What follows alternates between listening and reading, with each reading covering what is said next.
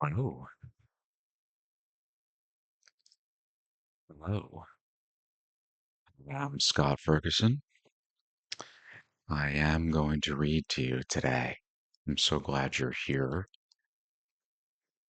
Today we have a, I try not to use this word too often about anything really, but we have a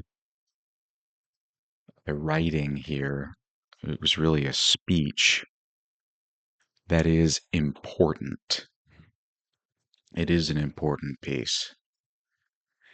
It is The Solitude of Self by Elizabeth Cady Stanton. This was Stanton's speech to NAWSA, the National Woman Suffrage Association, the National American Woman Suffrage Association, which was formed by the merger of two different groups. This was from 1892. It's her resignation speech, but it's a positive resignation speech. She wasn't leaving under protest or she wasn't forced to resign. She was just aging and getting a little tired.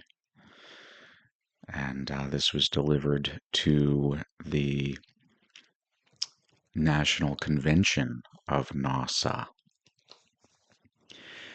Just a little bit more preamble. I am a big believer in the concept espoused by Charles Bukowski and many others.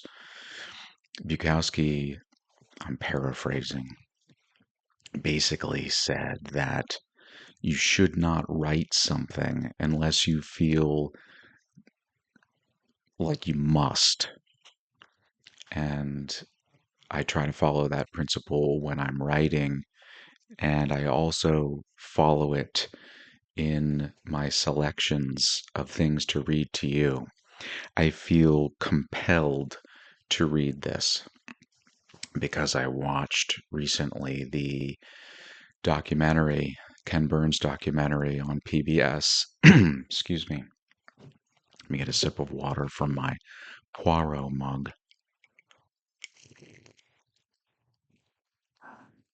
A PBS documentary called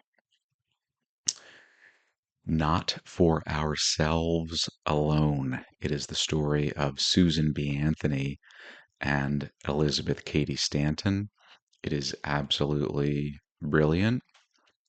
If you watch that documentary and you are not blown away by the efforts of those two women in a positive way, then I am afraid we can't be friends.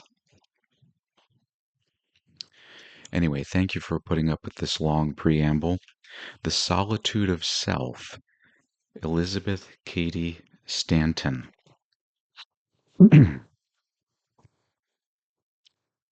The point I wish plainly to bring before you on this occasion is the individuality of each human soul. Our Protestant idea, the right of individual conscience and judgment, our Republican idea, individual citizenship. In discussing the rights of woman, we are to consider first what belongs to her as an individual in a world of her own, the arbiter of her own destiny, an imaginary Robinson Crusoe, with her woman, Friday, on a solitary island. Her rights under such circumstances are to use all her faculties for her own safety and happiness.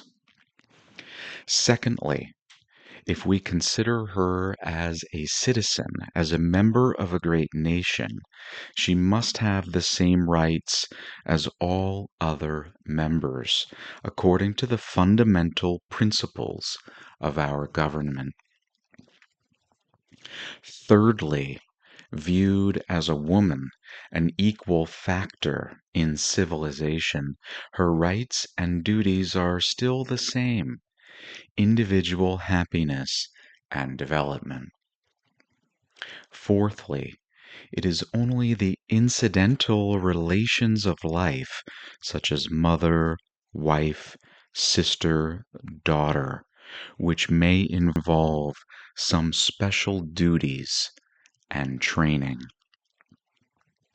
The strongest reason for giving woman all the opportunities for higher education, for the full development of her faculties, her forces of mind and body, for giving her the most enlarged freedom of thought and action, a complete emancipation from all forms of bondage, of custom, dependence, superstition, from all the crippling influences of fear, is the solitude and personal responsibility of her own individual life. The strongest reason why we ask for woman a voice in the government under which she lives, in the religion she is asked to believe, equality in social life where she is the chief factor, a place in the trades and professions where she may earn her bread, is because of her birthright self-sovereignty, because as an individual she must rely on herself. No matter how much women prefer to lean, to be protected and supported, nor how much men desire to have them do so, they must make the voyage of life alone, and for safety in an emergency, they must know something of the laws of navigation. To guide our own craft, we must be captain, pilot, engineer, with chart and compass to stand at the wheel, to watch the winds and waves, and know when to take in the sail, and to read the signs in the firmament over all. It matters not whether the solitary voyager is man or woman, nature having endowed them equally, leaves them to their own skill and judgment in the hour of danger, and, if not equal to the occasion, alike they perish.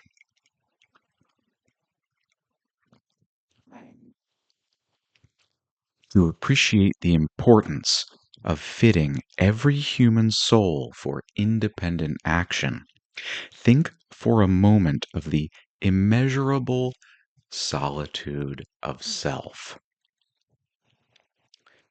We come into the world alone. Unlike all who have gone before us, we leave it alone under circumstances peculiar to ourselves. No mortal has ever been, no mortal ever will be like the soul just launched on the sea of life. There can never again be just such a combination of prenatal influences, never again just such environments as make up the infancy, youth, and manhood of this one. Nature never repeats herself, and the possibilities of one human soul will never be found in another. No one has ever found two blades of ribbon grass alike, and no one will ever find two human beings alike. Seeing, then, what must be the infinite diversity in human character, we can, in a measure, appreciate the loss to a nation when any class of the people is uneducated and unrepresented in the government. We ask for the complete development of every individual first for his own benefit and happiness. In fitting out an army, we give each soldier his own knapsack, arms, powder, his blanket, cup, knife, fork, and spoon.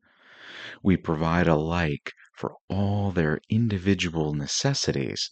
Then each man bears his own burden. Again, we ask complete individual development for the general good, for the consensus of the competent on the whole round of human interests on all questions of national life, and here each man must bear his share of the general burden. It is sad to see how soon friendless children are left to bear their own burdens. Before they can analyze their feelings, before they can even tell their joys and sorrows, they are thrown on their own resources. The great lesson that nature seems to teach us at all ages is self dependence, self protection, self support. In youth, our most bitter disappointments, our brightest hopes and ambitions are known only to ourselves.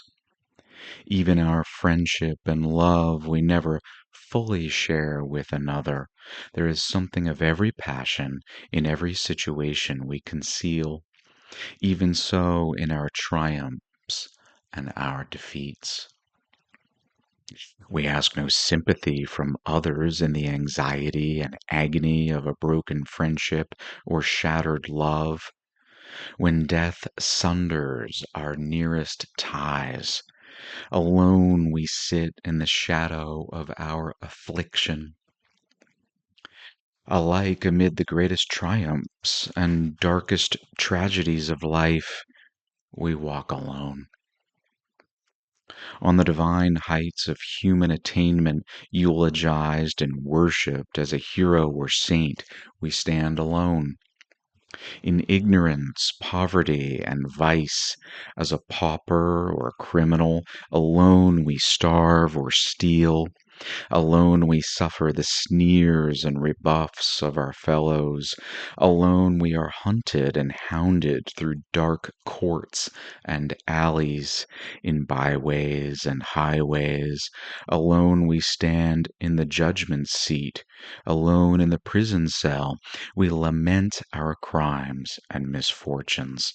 Alone we expiate them on the gallows.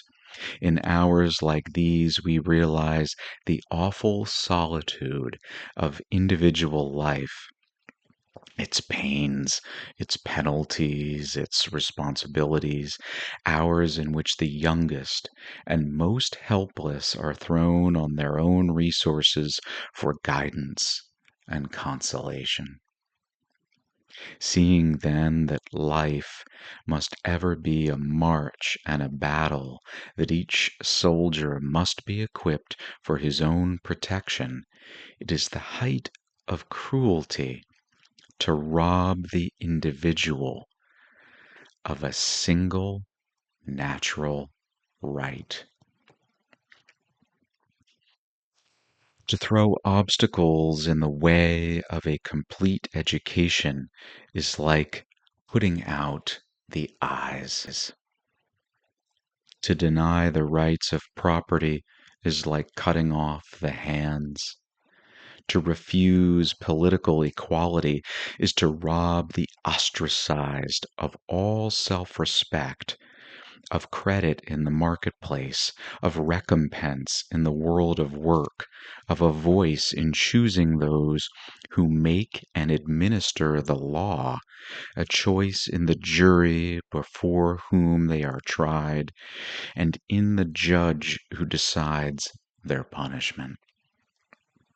Think of woman's position, robbed of her natural rights, handicapped by law and custom at every turn, yet compelled to fight her own battles, and in the emergencies of life to fall back on herself for protection. The young wife and mother at the head of some establishment, with a kind husband to shield her from the adverse winds of life, with wealth, fortune, and position, has a certain harbor of safety, secure against the ordinary ills of life. But to manage a household, have a desirable influence in society, keep her friends and the affections of her husband, train her children and servants well, she must have rare common sense, wisdom, diplomacy, and a knowledge of human nature. To do all this, she needs the cardinal virtues and the strong points of character that the most successful statesman possesses. An uneducated woman, trained to dependence with no resources in herself, must make a failure of any position in life. But society says women do not need a knowledge of the world. The liberal training that experience in public life must give, all the advantages of collegiate education. But when, for the lack of all this, the woman's happiness is wrecked, alone she bears her humiliation, and the solitude of the weak and the ignorant is indeed pitiable. In the wild chase for the prizes of life, they are ground to powder. In age when the pleasures of youth are past, children grown up, married and gone, the hurry and bustle of life in a measure are over, when the hands are weary of active service, when the old armchair and the fireside are the chosen resorts, then men and women alike must fall back on their own resources. If they cannot find companionship in books, if they have no interest in the vital questions of the hour, no interest in watching the consummation of reforms which they might have been identified, they soon pass into their dotage. The more fully the faculties of the mind are developed and kept in use, the longer the period of vigor and active interest in all around us continues. If, from a lifelong participation in public affairs, a woman feels responsible for the laws regulating our system of education, the discipline of our jails and prisons, the sanitary condition of our private homes, public buildings and thoroughfares, an interest in commerce, finance, our foreign relations, in any or all these questions, her solitude will at least be respectable, and she will not be driven to gossip or scandal for entertainment.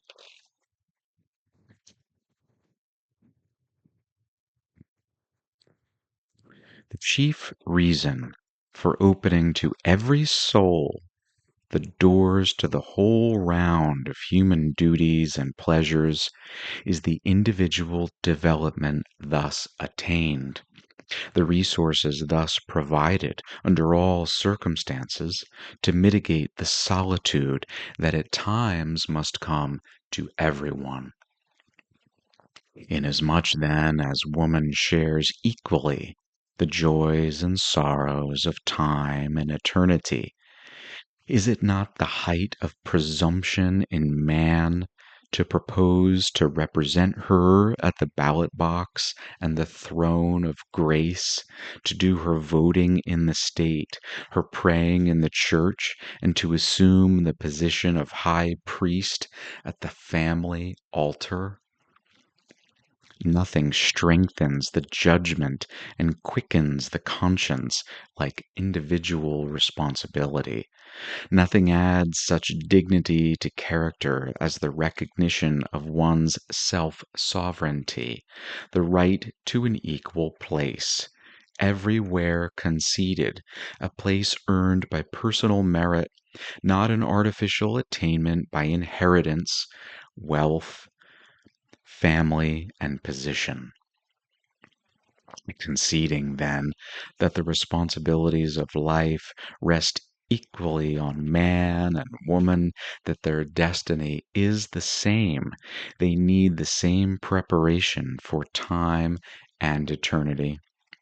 The talk of sheltering woman from the fierce storms of life is the sheerest mockery, for they beat on her from every point of the compass, just as they do on man, and with more fatal results, for he has been trained to protect himself, to resist, and to conquer.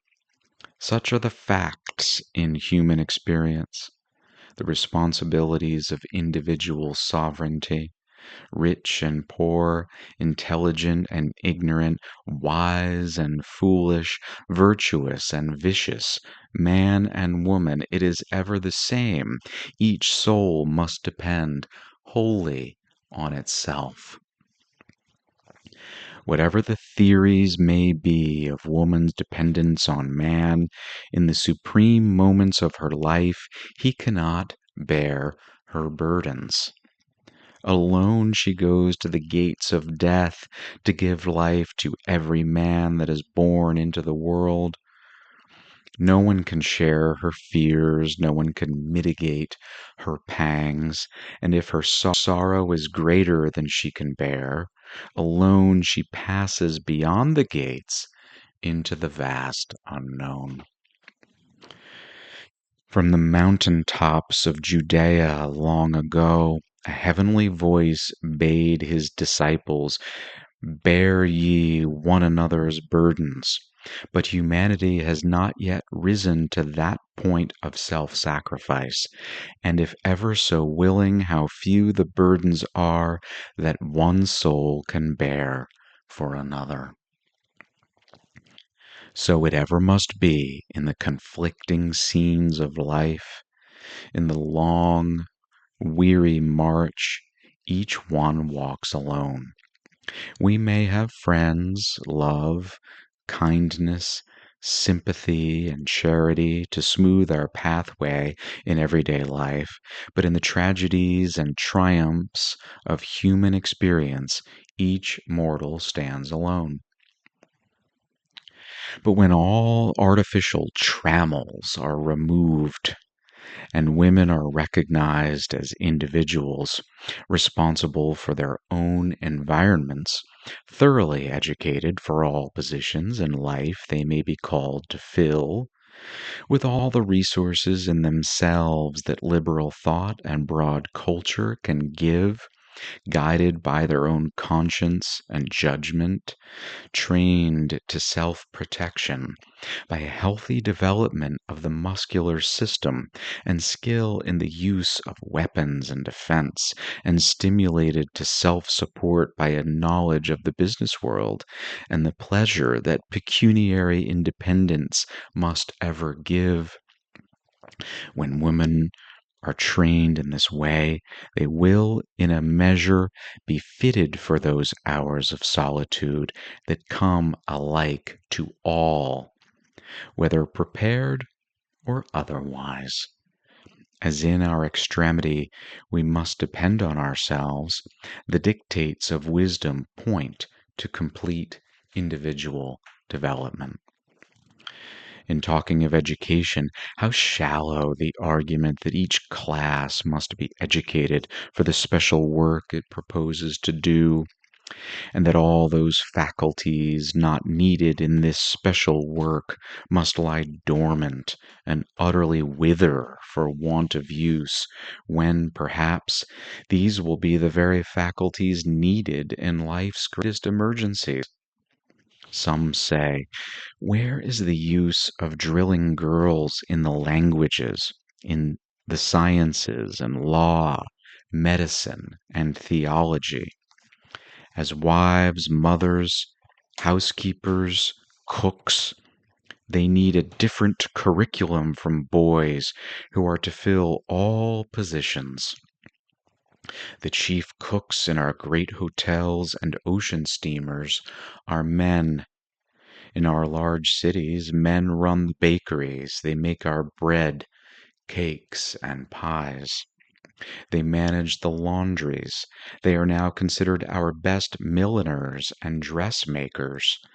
Because some men fill these departments of usefulness, shall we regulate the curriculum in Harvard and Yale to their present necessities?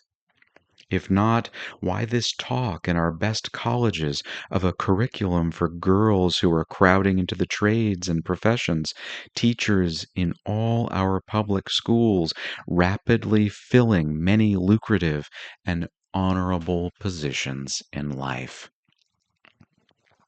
Women are already the equals of men in the whole realm of thought, in art, science, literature, and government.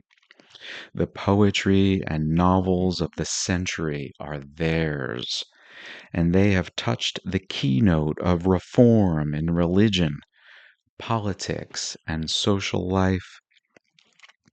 They fill the editor's and professor's chair, plead at the bar of justice, walk the wards of the hospital, speak from the pulpit and the platform. Such is the type of womanhood that an enlightened public sentiment welcomes today, and such the triumph of the facts of life over the false theories of the past.